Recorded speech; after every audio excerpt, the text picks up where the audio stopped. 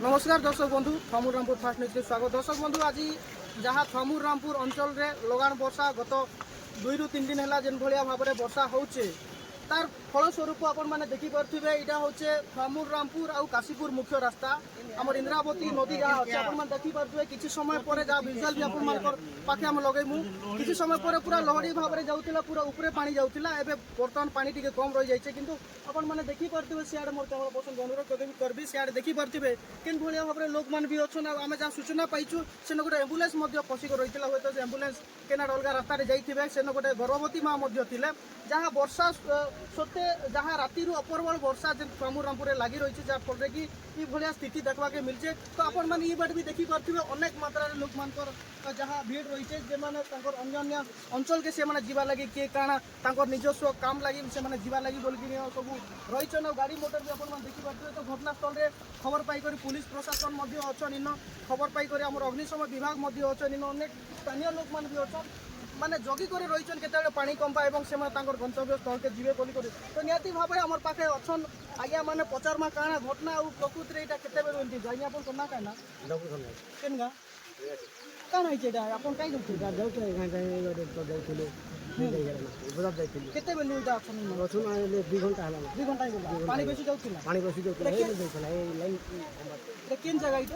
Indravati high आउ बाकी लोग मैंने कहीं दौन बाकी लोग हिसाब से दौन कोई पानी पानी कमले जी आप पानी को क्या प्रशासन पाखे आप अनुरोध रखबा ब्रिज जेन व्यवस्था के निकर काଣା कहाँ खोल जाएगा बीच गिरो ना कि ऊंचा टिके हो ऊंचा हो नहीं आसता हां भाई नहीं आसता पूर्व एटा आगर ब्रिज टिके कमी थिला आगे टिके बड़ी चने बियार टिके ऊपर हो ब्रिज केते वर्ष पाखा बे 3 वर्ष 4 वर्ष ही ब्रिज करी नहीं पूर्व केते वर्ष तो एटा ना पूरे अच्छा तो निहाती भाव आपण माने सुनुथिले जहाँ प्रतिक्रिया रखुथिले आज्ञा माने कि ई ब्रिज हला पूर्व समय दीर्घ दशंधि धरिक छिड़ा होकर रही तो निहाती आम आउ जड़े आज्ञा अच्छा पचार प्रतिक्रिया ना कौन कहते कौन कहे ब्रिज कथा के लोक मुझे तो सका 8 बजे अच्छे आज्ञा 8 बजे नवरंगपुर मेडिकल जाइली मेडिकल को राति ब्रिज के पहुँचली ब्रिज ऊपर पानी चालू था अलग गाँव गोटे शुली और 8 बजे लोक मैंने बहुत हरियाण होता है प्रथम थर कि आगु भी भलिया है वर्ष को 2-3 थर सब भले आज्ञा वर्षा प्रबल होता प्रबल वर्षा आज्ञा परदिन राति वर्षा आरंभ होकर आज पर्यटन वर्षा कमबार ना बहुत वर्षा होचे काଣା कले सुविधा है ब्रिज प्रति काଣା ब्रिज गोटे 6-7 फुट और हाइट कले लोक सुविधा है और पानी भी तले से लाइन रे माने बहुत गाड़ी मोटर भी रही है भी गाड़ी मोटर रही हां गाड़ी मोटर रही है दुई साइड भी रही एम्बुलेंस भी अच्छे एम्बुलेंस भी थिला पळेलानी अच्छा गेट कलानी एम्बुलेंस भी थिला तो निहाती आपण माने देखुथिले हमर फास्ट न्यूज माध्यम रे जहां मैं विजुअल देखु दर्शक बंधु आपण माने देखंतु केन भलिया भाव रे पानी रो स्रोत जाउछ आपण माने देखि पारुथिबे ये होचे चित्र जहां अल्प वर्षा रे गोटे प्रकार कहबा बन्या सदृश हो जाई छी हमर पाखरे पुलिस प्रशासन मध्ये अछंती देखि पारुथिबे केडे मात्रा रे पानी जाउची भाग्यवशत कार किछि क्षति हेइ नै किंतु प्रशासन ए जगह रे सजाग अछि पुलिस प्रशासन अग्निशम विभाग ए जगह रे सजाग अछंती एवं तांगर स्थिति से मन अनुध्यान करछंती निहाती भाव रे हमर पाखरे आउ किछि अछंती अधिक अंचलवासी पचारबा कोन कहते आज्ञा आज्ञा मु कहूँ आउ गोटे 5 फुट ना 8 फुट 10 फुट टी हाइट कले भल होता लोक को जीवा आसबार प्रोब्लेम हो आज 2-3 दिन हम आम ब्लॉक रे आमर रास्ता काशीपुर जीवा रास्ता एपरी समस्या देखा मिलती आ लोक सेपटे अच्छा एपटे भी अच्छा रास्ता कवर लोक बहुत मात्रा अच्छा आगे 150 ରୁ 200 लोक कही मिनिमम 5 घंटा हो कौन करा आगामी दिन आम सरकार को अनुरोध करूँ आपण देखी पारे ये जो 2-3 दिन है वर्षा दिन होना आम मानने अवस्था अच्छु जेन रास्ता कवर हो जाए पानीटा आम यातायात प्रोब्लेम हो सरकार के आम अनुरोध करते किसी एक्शन ने भल होता निहाती प्रशासन को भी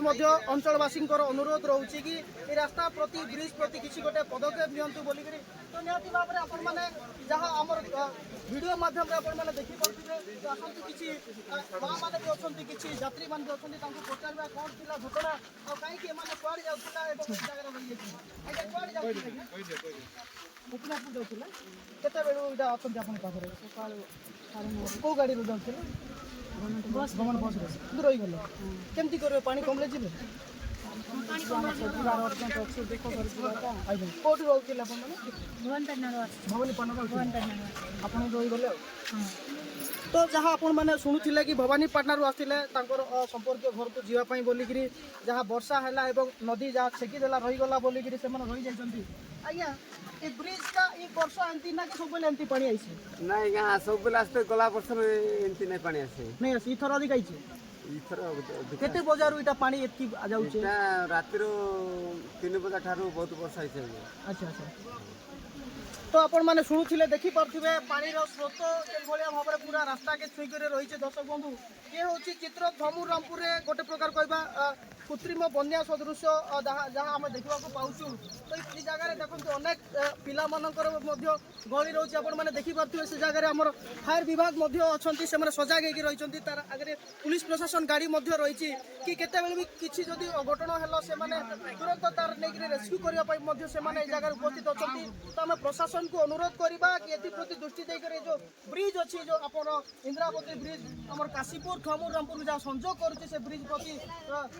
ବିଶେଷ ଦୃଷ୍ଟି ଦେଇକରି ଆଗାମୀ ଦିନରେ ବ୍ରିଜ୍ର ତାର ଉଚ୍ଚତା ଯାହା ଅଛି ତାର ହାଇଟ୍କୁ ସେମାନେ ଯଦି କରିବେ ତାହେଲେ ଏଭଳି ସମସ୍ୟା ଆଗାମୀ ଦିନରେ ହୁଏତ ଉପୁଜି ନପାରେ ବୋଲି ଆମେ ଆପଣଙ୍କ ପାଖରେ ଏ ଭିଡ଼ିଓ ରଖିଲୁ ନିହାତି ଭାବରେ ଏ ଭିଡ଼ିଓ ଦେଖି ଆପଣମାନଙ୍କର ମତାମତ କ'ଣ ରହୁଛି ଆମର କମେଣ୍ଟ ସେକ୍ସନରେ ଜଣାଇବେ ବୋଲିକିରି ଆମର ନିବେଦନ ରହିଲୁ ଆଜ୍ଞା ନମସ୍କାର ଦେଖନ୍ତୁ ପ୍ରଥମେ ସମ୍ପୂର୍ଣ୍ଣ ଥମୁରାମପୁର ଗ୍ରାମବାସୀମାନଙ୍କୁ ସ୍ୱାଗତ ଜଣାଉ